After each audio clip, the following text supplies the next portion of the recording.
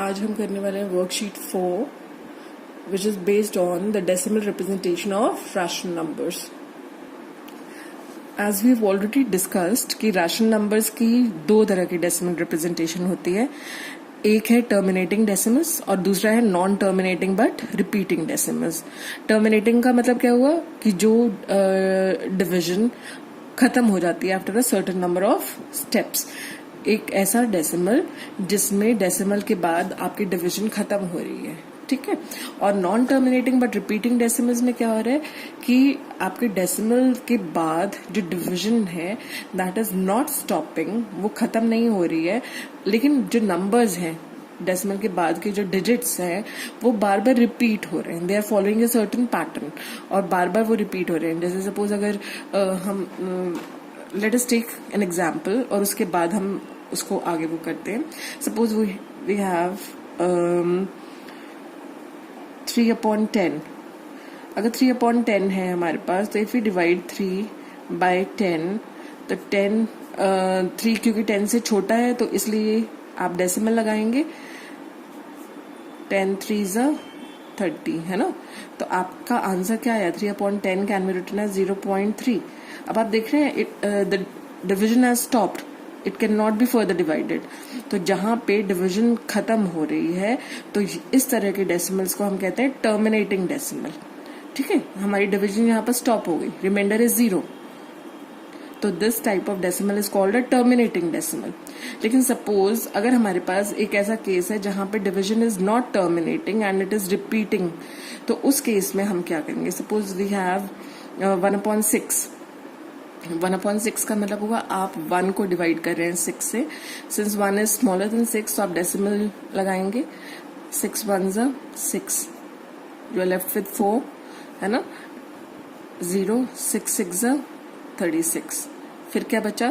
4, फिर डेसिमल की 0 6 6 36, फिर क्या बचेगा? 4। आप देख रहे हैं ऐसे 6 6 6 ये रिपीट होता जाएगा। तो यू हैव सीन दैट कि अगर हम if you write this as in the decimal form, तो आप देख रहे हैं कि 6 is being repeated again and again, इसलिए मैंने 6 के ऊपर बार लगा दिया। 6 बार बार आ रहे हैं इसलिए 6 के ऊपर बार, ठीक है। So these types of decimal representations are called non terminating but repeating decimals, क्योंकि यहाँ पे डिवीजन खत्म भी नहीं हो रही है ना, it is not terminating but repeating, repeat हो रही है डिजिट, 6 बार बार रिपीट हो रहा है ना। तो this type of decimal representation is called the non terminating but repeating decimals. और ये हैं क्या? रैशनल नंबर्स, क्योंकि आप इनको P/Q की फॉर्म में लिख पा रहे हैं, है ना। आप देख रहे हैं दिस इज 3/10, दिस इज 1/6, तो आप इसको P/Q की फॉर्म में लिख रहे हैं, where P and Q are integers and Q is not equal to 0, है ना। P and Q are integers and Q is not equal to 0 and P and Q are co-prime also, 3 and 10 are co-prime, इनका HCF is 1, they do not have anything in common। 1 और 6 में भी कुछ भी common नहीं है, ठीक है। अब आपको इस वर्कशीट में ये पता लगाना है कि विदाउट एक्चुअली डिवाइडिंग, जैसे हम यहाँ पे तो डिवीजन कर देख रहे हैं और पता लगा रहे हैं कि कौन सा डेसिमल टर्मिनेटिंग है और कौन सा नॉन टर्मिनेटिंग बट रिपीटिंग है। अगर हमें बिना डिवाइड करे बताना हो कि कौन सा डेसिमल टर्मिनेटिंग डेसिमल होगा, तो उसकी पहचान क्या है, ये पता लगाने के लिए आप पहले जो भी आपको रैशनल नंबर दिया हुआ है, you have to reduce it to its simplest form. Simplest form मतलब आपने उसमें अगर न्यूमरेटर और डिनोमिनेटर में कुछ भी कॉमन आ रहा है तो आपने उसको पहले कैंसिल करना है। You have to find out the common factors of numerator and denominator और उनको एलिमिनेट करना है। उसके बाद जो सिंपलेस्ट फॉर्म आती है आपके पास रैशनल नंबर की, आपने फिर डिनोमिनेटर के फैक्टर्स फाइंड आउट करने। अगर डिनोमिनेटर के factors are only multiples of 2s and 5s, then the rational number has a terminating decimal representation. लेकिन अगर जो डिनोमिनेटर है उसके फैक्टर्स में 2 और 5 के अलावा भी कोई और प्राइम नंबर आता है, then it will have a non terminating but repeating decimal representation, है ना। तो let us first write it down. तो डेफिनेशन के अकॉर्डिंग टर्मिनेटिंग डेसिमल एक्सपेंशन क्या होता है, let us find that out. Let x is equal to p upon q be a rational number such that the prime factorization of q is of the form 2 raised to the power n into 5 raised to the power m, where n and m are non-negative integers. यहाँ पर आप देख रहे हैं n and m are non-negative integers. Non-negative मतलब they should not be negative. Negative के अलावा वो क्या हो सकता है? It can take the value 0 also. 0 and the positive integers इसके अंदर आ जाएंगे. नॉन नेगेटिव का मतलब होता है नेगेटिव वाले हटा दो और बाकी जो positive and zero included. n can take those forms. That means n and m can be 0 or any other positive integer. Then x has a decimal expansion which terminates. तो ये जो x है इसका डेसिमल एक्सपेंशन जो होगा that will be a terminating decimal. और अगर q is not of the form 2 raised to the power n into 5 raised to the power m, then x will be a non-terminating repeating decimal. यहाँ पर आपको एक चीज जो note करनी है वो ये है कि n and m either one of them can be 0 also, है ना. n और m 0 वैल्यू भी ले सकते हैं क्योंकि 2 raised to the power 0 will be 1 and 5 raised to the power 0 will also be 1. अगर दोनों भी 0 हो जाते हैं देन आपका division you will be dividing by 1. तो डिवीजन बाय अगर आप किसी नंबर को 1 से डिवाइड करते हैं you will get back the same number again, है ना. तो n and m can be 0 also. 2 raised to the power 0 into 5 raised to the power 0 भी हो सकता है. That is also a possibility. ठीक है. तो अब आपको suppose you are given a question, जो आपका फर्स्ट क्वेश्चन है उसमें आपको ये बताना है without long division state whether 935 upon 10500 will have the terminating और नॉन टर्मिनेटिंग डेसिमल एक्सपेंशन. अब मैंने आपको बोला था कि सबसे पहला काम आपका क्या रहेगा बिफोर स्टार्टिंग विद.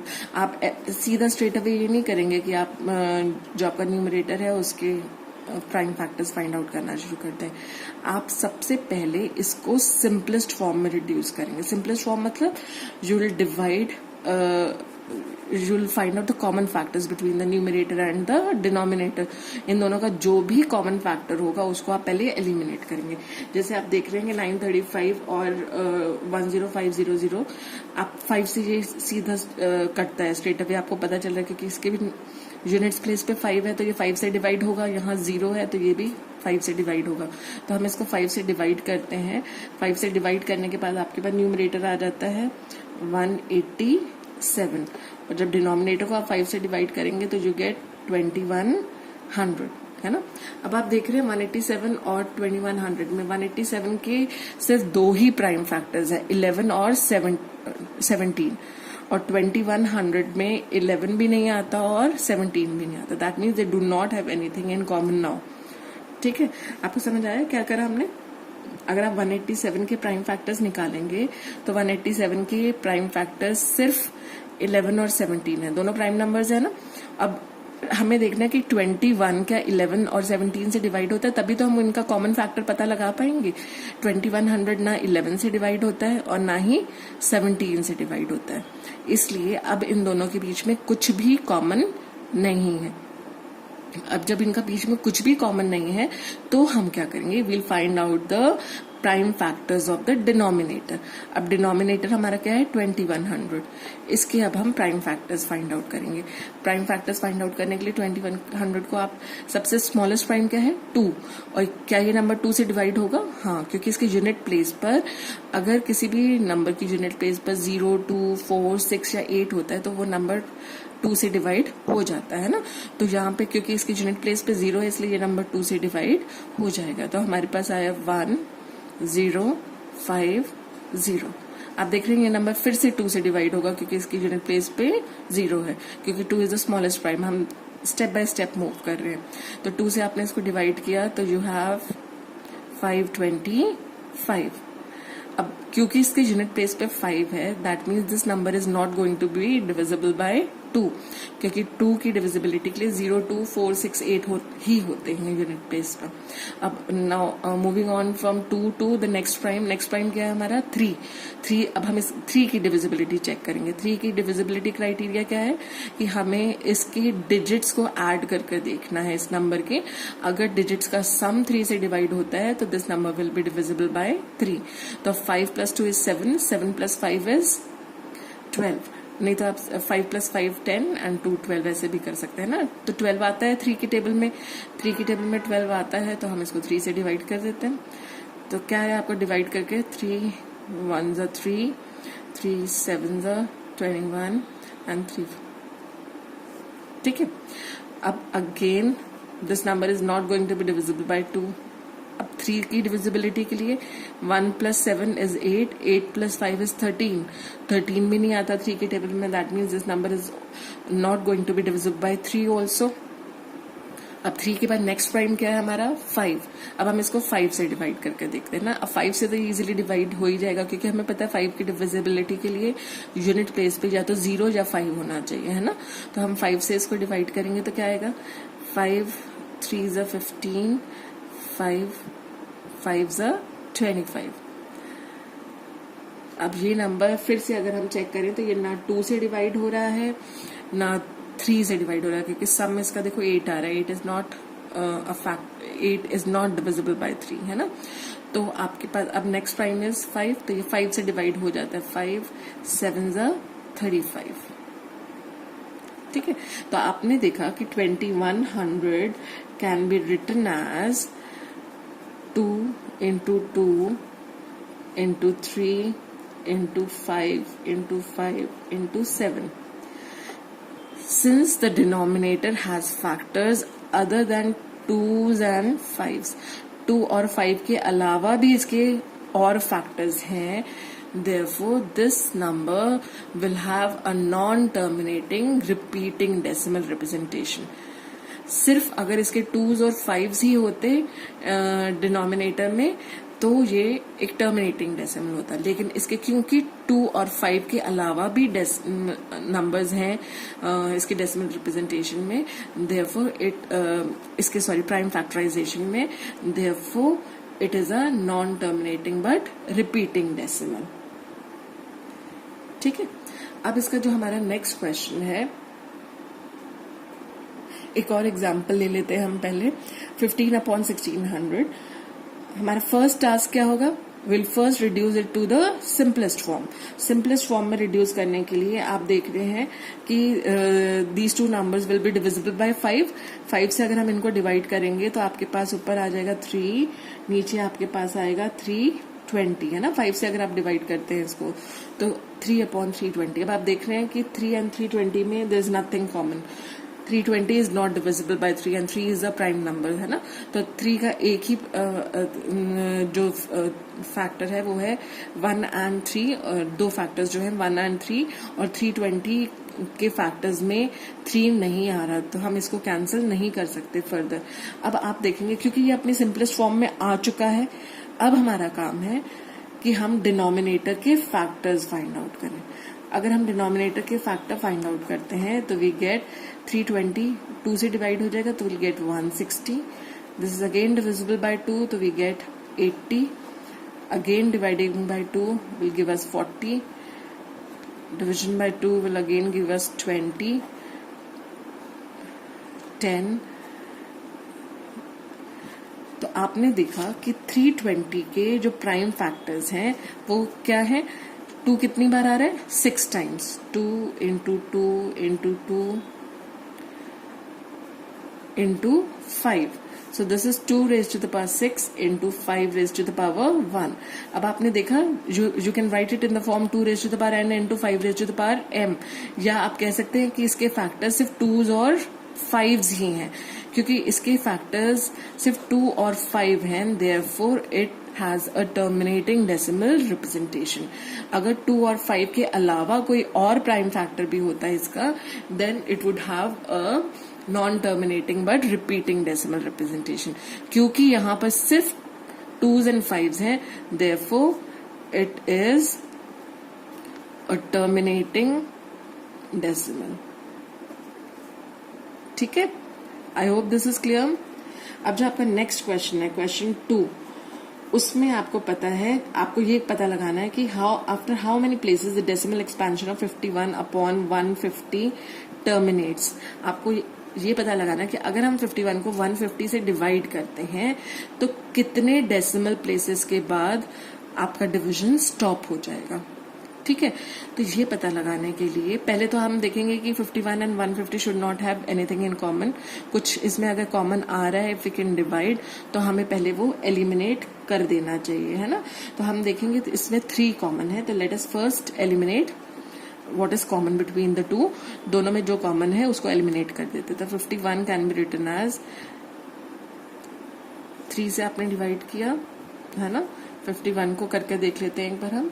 3 1 ज़ा 3 और आपके पास क्या बचा 21, 3 7 ज़ा 21, है ना। तो हमारे पास आया 17। तो 51 can be written as 3 into 17। और 150 को आप कैसे लिख सकते हैं, 150 को अगर हम 3 से डिवाइड करते हैं तो यू गेट 3 5 ज़ा 15, है ना। तो आपके पास आया 3 इंटू 50। तो हम 3 कॉमन है उसको एलिमिनेट कर देंगे, so we are only left with 17 upon 50। अब आपको, क्योंकि आपको पता है कि आपके पास अब ये लोएस्ट फॉर्म में है, तो हम पहले तो ये चेक कर रहे हैं कि इसका टर्मिनेटिंग डेसिमल है भी या नहीं। अब हम 50 के प्राइम फैक्टर्स फाइंड आउट कर लेते हैं।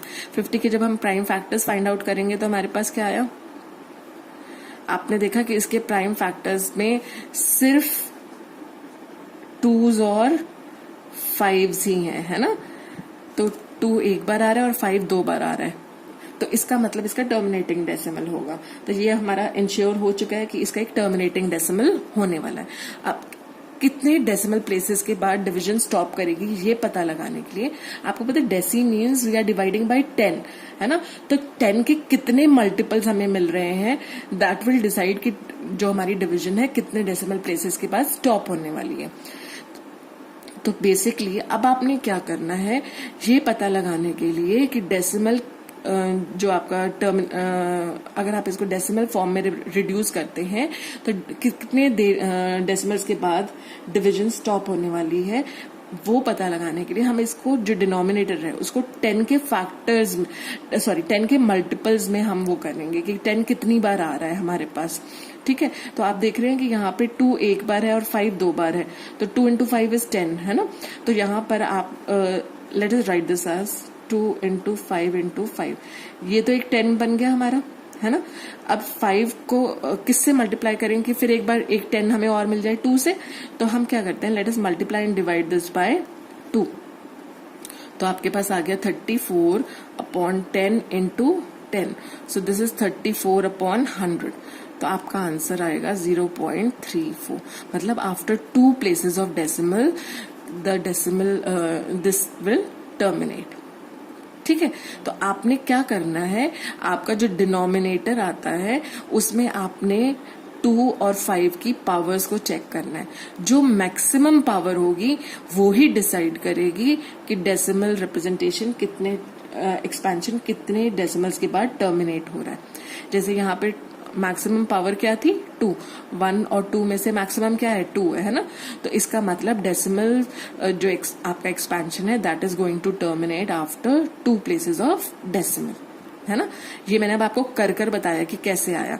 आपने देखो 2 इंटू 5 स्क्वायर था हमारे पास, हमें पता है कि डेसिमल मीन्स डिवाइडिंग बाय 10, तो आपको 10 के जितने भी मल्टीपल, जितने भी आप रेज टू द पावर 10 की फॉर्म में लिख पाएंगे, जैसे 10 raise to the power 1, 10 raise to the power 2, 10 raise to the power 3, जितनी भी 10 की पावर की फॉर्म में आप लिख पाएंगे डेसिमल उतने प्लेसेस के बाद खत्म हो जाएगा, है ना। तो अब यहाँ पे अगर हम इसको 10s कंप्लीट करने की कोशिश कर रहे हैं, तो ये तो एक 10 हो गया, 2 इंटू 5 विल गिव यू अ 10, यहां से 5 बचा था। अब इसको 10 बनाने के लिए मैंने न्यूमरेटर और डिनोमिनेटर दोनों को 2 से मल्टीप्लाई एंड डिवाइड किया। ऐसा करने के लिए, ऐसा हम इसलिए कर रहे हैं क्योंकि 2 से मल्टीप्लाई एंड डिवाइड करने से ये कैंसिल हो जाएगा एंड दैट विल बी 1। तो आप एक तरह से इस नंबर को नहीं बदल रहे हैं, the number remains the same. ठीक है, तो हमने इसको 10 के 10 की फॉर्म में लिख लिया।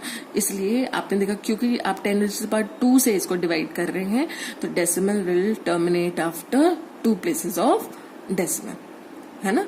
Decimal expansion is going to terminate after 2 places of decimal. अब इसका जो थर्ड आपका क्वेश्चन है, that is question 3, which is आपको पता लगाना कि 327 और 2⁻³ into 5 square में डेसिमल एक्सपेंशन कब टर्मिनेट होगा। अभी मैंने आपको समझाया कि आपने सबसे पहले क्या चेक करना है कि क्योंकि आप देख रहे हैं यहाँ पे 2 और 5 ही है ना, denominator has only 2s and 5s as factors, तो इसका मतलब इसका एक टर्मिनेटिंग डेसिमल होने वाला है, ये तो पक्का हो गया। अब कितने उसके अंदर कितने प्लेसेस के बाद डेसिमल एक्सपेंशन टर्मिनेट होने वाला है, ये पता लगाने के लिए आप 2 और 5 की मैक्सिमम पावर देखेंगे। इनकी मैक्सिमम पावर क्या है, 3, क्योंकि मैक्सिमम पावर 3 है, तो this decimal representation will terminate after, this decimal expansion will terminate after 3 places of decimal, है ना। तो इसको एक बार कर भी देख लेते हैं, हम देखें हम कितने टेंस बना पाते हैं। आपने 327 अपॉन इसको लिखा 2 into 2 into 2 into 5 into 5। अब मुझे टेंस बनाने हैं, तो आपने देखा एक पेयर ये बन गया 10 का, 2 into 5 10 होता है ना। एक पेयर ये बन गया टेंस का। अब ये 2 अकेला रह गया। अब इसको 10 बनाने के लिए मैं क्या करूंगी, न्यूमरेटर और डिनोमिनेटर दोनों को 5 से मल्टीप्लाई कर दूंगी, ठीक है। ऐसा करने से मेरे नंबर पे कोई फर्क नहीं पड़ रहा, क्योंकि 5/5 is 1 and multiplying any number by 1 will give you the same number. अब मेरे पास डिनोमिनेटर में क्या आ गया, 2 into 5 इज अगेन 10। मैं न्यूमरेटर को 5 से मल्टीप्लाई कर देती हूँ, तो आप देखेंगे 5 7 is 35, है ना, 5 2 is 10 एंड तो आपके पास आया 1635 अपॉन 10 कितनी बार आया, 3 times, 10 into 10 into 10, this is 1635 upon 1000, तो दिस इज 1.635। आप देख रहे हैं 3 places के बाद डेसिमल टर्मिनेट हो रही है ना, और यहाँ 10 की पावर क्या थी, 3, दिस इज 1635 अपॉन 10⁻³ तो हमारा decimal expansion will terminate after 3 places of decimal. तो यहाँ पर आपका जो सी वाला ऑप्शन है, ऑप्शन सी, वो आपका करेक्ट है कि decimal expansion is going to terminate after 3 places।